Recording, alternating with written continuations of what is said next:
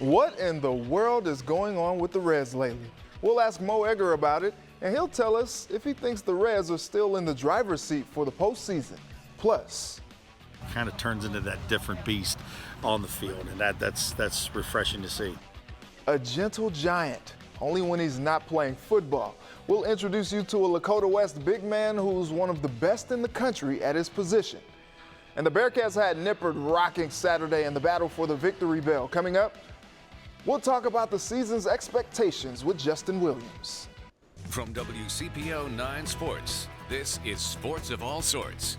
What up? Welcome to Sports of All Sorts. I'm Reggie Wilson. As the saying goes, all good things must come to an end. And tonight marks the last time I'll be doing this show. I'm moving on to an exciting new adventure in the Twin Cities soon, and while my time with you is coming to a close, we ain't done yet. So let's kick it one last time. Reds taking on the Tigers, trying to avoid another series loss. Luis Castillo pitched well, really well, through 5 innings. Then the 6th happened. 2-run triple. Tigers take a 2-0 lead. Put on those rally caps. It's 4-0 in the 8th. Ball gets away at home, and it scores Max Schrock to put the Reds on the board, but that's as far as it gets. Tigers win 4-1, 4 straight series losses for Cincinnati, but no panic in this group. We certainly learn and we work to get better, and then we move forward because look where we are. I mean, we got so much to look forward to, and a really important road trip coming up here. So that's where our focus is already. All right, the Reds are reeling right now, but you know who's not? Our good friend Mo Egger. Hear him every day on ESPN 1530. Mo, so great to have you on. Kind of weird, this is the last one. You were there at the very start. We have, and I'm grateful for it. I love coming on this show. I hate that over the last year and a half I haven't been able to do it with you in studio, but you know, this show is an institution in town. It's a show that I watched when I was a kid. It used to be the only local television show solely dedicated to sports, and so I think there's a great amount of responsibility when someone takes this show over. I think there was a great amount of responsibility that you had when you took this show over, and I think you've done a great job. And I hope people realize, how important this show is, and I mean that. And I hope people realize you've kind of put your own spin on it, which is what you're supposed to do. But you've taken something that is, as far as I'm concerned, a Cincinnati television institution, and not only have you made it your own, you've made it better. So good for you, and congratulations. Thank you, Mo. About to get a brother choked up, but let's talk some Reds while you're here. How tough have these last 2 weeks been with these losses stacking up and making this wild card race a little more interesting than fans may be comfortable with? Yeah, and I think part of that is a byproduct of the Philadelphia Phillies playing so well recently. It's obviously a byproduct of, you know, the Reds losing a series to the St. Louis Cardinals, a chance to put some distance between themselves and St. Louis. If the Reds don't get to the postseason, they have no one to blame but themselves, because they entered the month of September playing with a lead. They have a favorable schedule in front of them. They still have 9 games remaining against the Pittsburgh Pirates, who they've obviously played very well against. They have a series this week against the Chicago Cubs, who are terrible. They have a series coming up against the Washington Nationals. If they don't make the postseason, they have no one to blame but themselves. And that's not just a reflection of what might happen here in the month of September, but I think if you go back and look, certainly earlier in the season when you and I were talking about how bad the bullpen was, how many games did they blow that they had significant leads in the middle innings or the late innings and they didn't win? And how many of those games could have been won had ownership addressed the bullpen, the front office been able to address the bullpen during the offseason? I still feel like they're going to win this. I still feel like the schedule is favorable enough. I don't think they're going to go through a 4-week offensive swoon. I like their team more than Philadelphia's. I like their team more than St. Louis's. I don't know that I like their team more than San Diego's, but I'd rather be in the position the Reds are in than the position the Padres are in, with all those tough games in front of them. And again, over the final 18 games of the season, the Reds are going to play the Pittsburgh Pirates 9 times, and I think ultimately that's going to be the difference. Offensively, this team has times where they look otherworldly. Then other times there's a lull. Do you expect the firepower to be there when the Reds need it? Against righties, yeah. Against lefties, I guess last night notwithstanding, this has been a different team offensively. And I haven't looked that far ahead to see how things may stack up over the next 4 weeks, lefty versus righty. But this team has just been absolutely stymied in recent weeks by left-handed pitching. they got to get Jesse Winker back. We've seen a significant downturn in the offensive production to this team without him. They've tried Aristides Aquino, doesn't work. They've tried Shogo Akiyama. He's not a good offensive player. They need Jesse's bat back in the lineup. They need to get some production from third base from somebody. There's always been a guy or two that's carrying the load. Castellanos and Winker, Joey Votto, Jonathan India, Tyler Naquin for different stretches. They've gotten great production from the catching position relative to, I think, what our expectations were at the beginning of the season. Kyle Farmer was unbelievable in July. Even despite their offensive issues over the last couple of weeks, it's not like they've been completely unproductive. And it's not like they only need homers or they have to rely on the homer to score. Jonathan India has rectified that. But if there's one issue that I think could plague this team, it's a deep offensive downturn. And you do wonder if it's going to happen simply because thus far it hasn't. Mo, it's been an absolute pleasure talking to you these last 2 years, and your willingness to do the show with me so much has meant a lot. So thank you. We're real friends, so it doesn't stop here. I'm not going to start rooting for the Vikings, but other than that, yes, we're still buds, and I hope you stay in touch. Congrats on a new gig. I know the folks up there are lucky to have you, and the folks here at in Cincinnati, but specifically, obviously, there at WCPO have been fortunate to have your services. So thanks for having me again, and good luck. My guy, Mo Ecker. Well, the Bearcats handled business on Saturday in the first game of the season with high expectations. Coming up, what do we learn about UC in the opener? And we find out the latest in their new conference pursuits.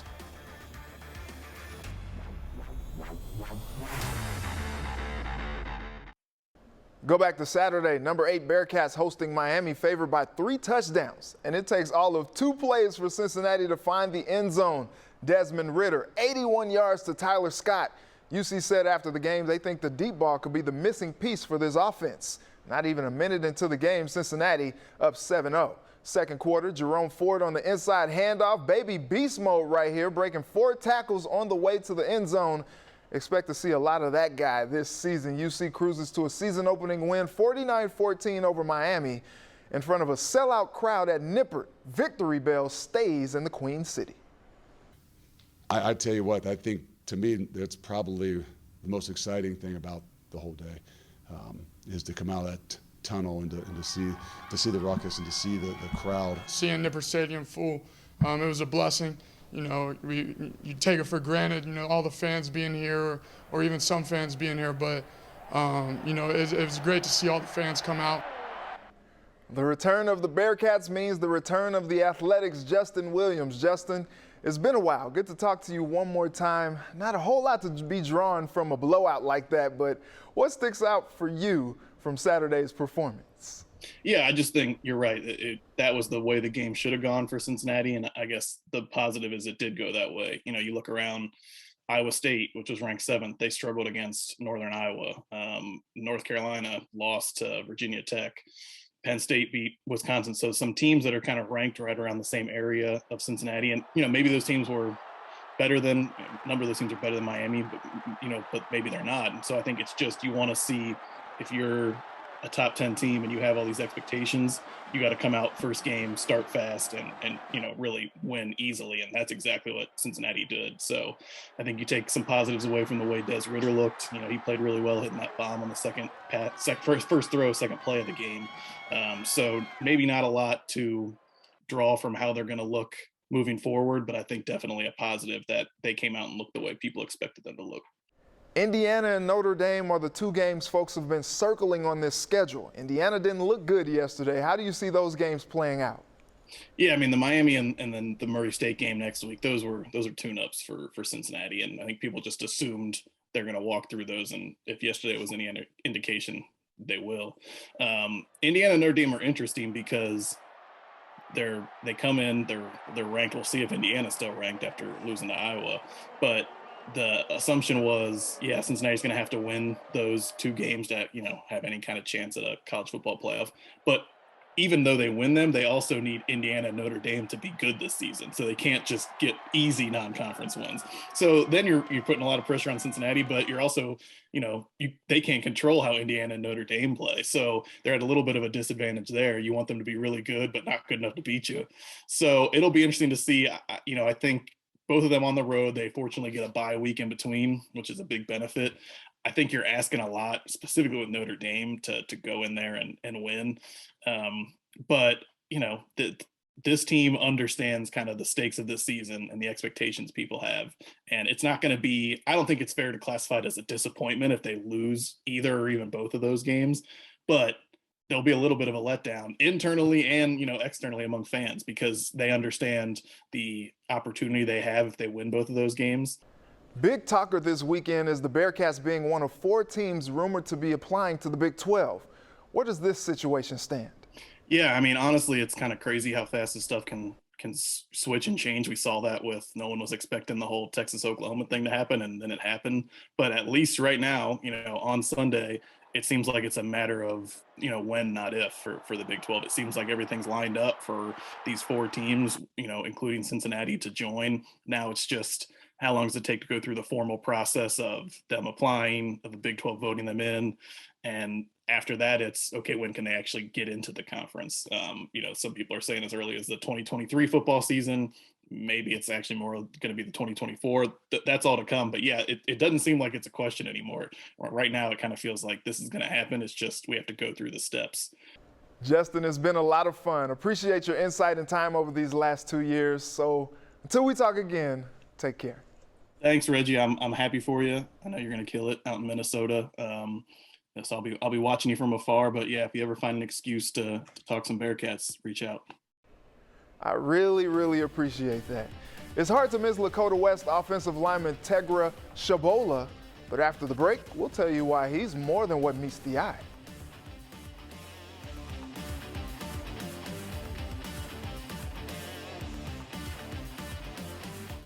Welcome back. A big man with big dreams. At 6'6" and 330 pounds, Lakota West football player Tegra Shabola is hard to miss on the football field. But as sports reporter Mike Dyer explains, there is much more to this big man than his athletic talents. Tegra Shabola needs no introduction. He's one of the nation's top high school football players and an Ohio State commit. Yet if you want one, Je m'appelle Tegra Shabola. It might just come in French, his first language.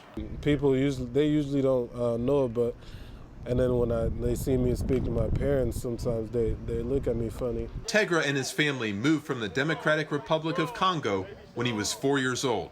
They found a home in Westchester. Feels like just yesterday I was suiting up to go play against Sycamore, my first game.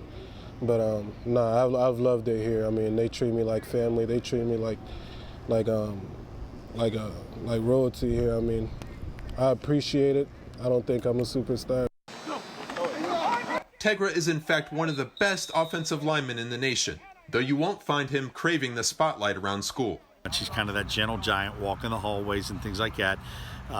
He's kind of quiet, kind of unassuming when he comes up to talk to you. Sometimes you have to lean in and believe it because he's just so soft with his tone. That tone certainly changes when the 17-year-old with size 17 shoes puts his helmet on. People enjoy being around him off the field and things like that, but he kind of turns into that different beast on the field, and that's refreshing to see. Tegra tries to play every snap like his last. That's advice he received from his older brothers, Mike and Dan, who also played for Lakota West. This program, I've learned that when you really want something, you gotta really put in the work, if you want to get somewhere far in life, and I've definitely bought into that. As a captain, he feels a responsibility to be invested in his teammates. He's gone out of his way to help the younger players this season. He will graduate early and enroll at Ohio State in January. My biggest goal is to train other athletes, train other kids, My dream is to have a training facility, like a big national training facilities for people to come to. In Westchester Township, Mike Dyer, WCPO 9 Sports. Thanks so much, Mike. What an incredible young man. Let's switch gears. Pleased to be joined one last time by my friend, Keenan Singleton. Always good to chat with you, Keenan. We've had some great conversations on sports of all sorts. The Black History Month one stands out to me. Which one stands out to you? Man, we went through a real era of upheaval, didn't we, during your time here at WCPO? I mean, we saw the the Black Lives Matter movement really take hold, not only in our society as a whole, but specifically in the sports world. It really kind of took hold, and we saw a lot of athletes start to really use their voice in ways that we haven't seen since the civil rights movement back in the 60s with Bill Russell and Muhammad Ali and Jim Brown and all those guys that were kind of, Kareem Abdul-Jabbar, the guys that were kind of the forefront of that effort. So luckily we were able to kind of really live that and report that. But one of my favorite conversations was the WNBA conversation we had, just the appeal and the emergence of the WNBA and how vital these women are to that movement of trying to achieve equal rights for not just, people that look like you and I, but people that look like everybody, because I think that's really important. So it's really a great conversation that we had. We're talking about Kelsey Mitchell and just all the players in the WNBA really leading that movement and just how vital they've been to that whole process. Here at WCPO, I had Black managers for the first time in my career. They've since moved on, but I was really empowered to have some of these conversations that you and I have had. How important do you feel like it's been to have this space? Because I didn't think that would ever happen in local television. Yeah, credit to WCPO and our former management that was able to really, as you mentioned, empowered us to have these conversations on the local level, because I don't think this is happening, and no disrespect to anybody else in the market, but these conversations weren't happening because, just to be frank, they aren't conversations that are in their daily lives. It's not something that, you have to think about on a daily basis if you're a white man, if you're a white woman. And again, no disrespect to any of those people.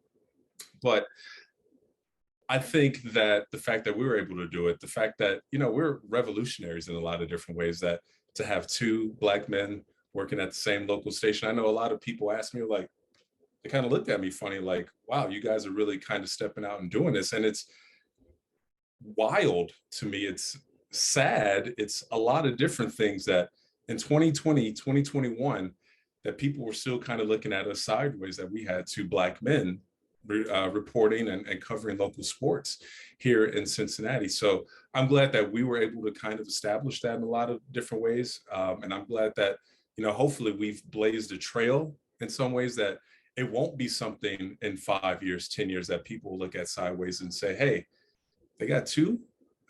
I thought it was only one. It's only supposed to be one per station. So I'm glad that we were able to do that and establish that. As I move on, it's back down to only one on TV here. We've talked about how we've shared that responsibility of reporting on the communities that identify with us. How different do you think it's going to be moving forward? Well, luckily, in this market, we still have a lot of talented Black journalists that just aren't necessarily in front of the camera all across the city here, be it in different roles in different places. So I'm not alone, in that respect in a lot of ways. But it still kind of calls back to a problem that, Jackie Robinson, who's been passed away for decades now, a problem that he, really talked about when he was playing back with the Dodgers all those years ago, of just a lack of Black faces in the press box. And that's still really the final frontier of our industry, not just in media, but just sports in general, to have Black faces, to be able to report on other Black faces and not just be Black faces that used to be former athletes or all pros or Pro Bowlers or all stars. Like, you need people that went to journalism school that kind of have the nuts and bolts of this thing to really be able to report as well. I'm honored and obviously sad that you're going, but I'm honored that, we were able to share this time together and really kind of tag team and do some stuff and really be out in the community and tell the stories that, maybe we were overlooked by other people because, again, they don't have the same background, the same skin color that we have. So I'm glad that we were able to kind of establish some new terrain, some new territory, and only onwards and upwards from here. Unfortunately, I just have to blaze that trail alone now. Well, Keenan, it's been a pleasure. When I first got here, you were doing sports of all sorts, and I kind of took the mantle from you. So thank you for allowing me to carry that torch. The show's never been better, man. It's never been better in your hands. So I'm glad that you're able to take that mantle. I don't know what kind of mantle I established, but I'm glad you're able to take that mantle and really run with it and run all the way to Minnesota and run to wherever else you're going to go, man. Thanks again, Keenan. We'll be right back to wrap up the show. Welcome back. Well, it's been real. It's been fun. It's been real fun, but we got to go. Before I do, I just want to say it has been an absolute honor to have the sports conversations that matter to you and tell your stories on this show the last 2 years. I never took for granted the platform I had taking over as host of this legendary show, Sports of All Sorts. Thank you to my management here at WCPO for always empowering me to do the stories that I care about and always humoring my ideas no matter how crazy they were. Thank you to my coworkers who supported me from day one. I've worked with some of the kindest people here.